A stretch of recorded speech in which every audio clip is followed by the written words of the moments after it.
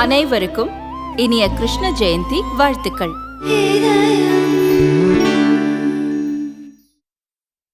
திருச்செந்தூர் கோவில் சண்முக விலாசம் மண்டபத்தின் தடுப்பை உடைத்து கொண்டு பக்தர்கள் சென்றதால் பரபரப்பு ஏற்பட்டது. திருச்செந்தூர் சுப்பிரமணிய சுவாமி கோவிலுக்கு நாள்தோறும் ஏராளமான பக்தர்கள் வந்து சுவாமி தரிசனம் செய்துவிட்டு செல்கின்றனர். திருவிழா மற்றும் சில முக்கிய நாட்களில் லட்சக்கணக்கான பக்தர்கள் வருகின்றனர். அந்த வகையில் ஆடி கிருத்திகை மற்றும் கிருஷ்ண ஜெயந்தி தொடர் விடுமுறையை முன்னிட்டு திருச்செந்தூர் முருகன் கோவிலில் பக்தர்கள் குவிந்தனர். சுமார் 6 மணி நேரம் காத்திருந்து சுவாமி தரிசனம் செய்தனர். அப்போது திருச்செந்தூர் கோவிலில் சண்முக விலாச மண்டபத்திற்குள் சுமார் 500 பக்தர்கள் திடீரென சென்றதால் பரபரப்பு ஏற்பட்டது. அதிகாலை 1 மணி முதலே பக்தர்கள் காத்திருந்த நிலையில் காலை 6:30 மணி அளவில் சண்முக விலாச மண்டபத்தில் புதிதாக போடப்பட்ட இரும்பு கதவை திறந்து கோவில் ஊழியர்கள் பணம் வாங்கிக் கொண்டு சிலரை அழைத்து சென்றதாக கூறப்படுகிறது.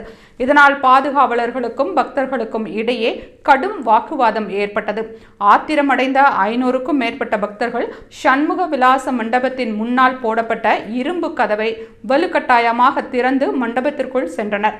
தகவல் அறிந்து வந்த போலீசார் நீண்ட நேரம் போராடி பக்தர்களை வெளியே அழைத்து சென்றனர். இதனால் கோவில் வளாகத்தில் பரபரப்பு நிலவியது. நீண்ட நேரம் காத்திருக்க முடியாமல் உள்ளே செல்ல பக்தர்கள் முயற்சித்ததாக கோவில் நிர்வாகம் தெரிவித்துள்ளது.